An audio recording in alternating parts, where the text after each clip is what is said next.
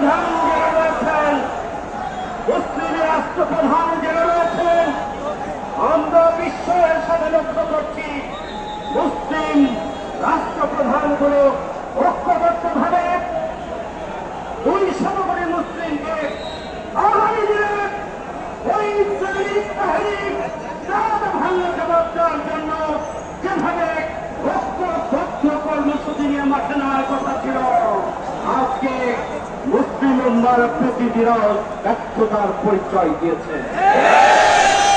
এর কারণ কি?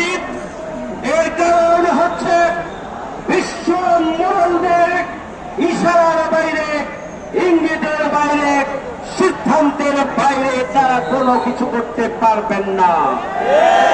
200 কোটি মুসলিম উম্মার দায়িত্বে যে সমস্ত মুসলিম রাষ্ট্রগুলো রয়েছেন, আমরা পরিষ্কার করে বলতে চাই, আজকে ফিলিস্তিনকে নিশ্চিহ্ন করার, বাইতুল মুকাদ্দাসকে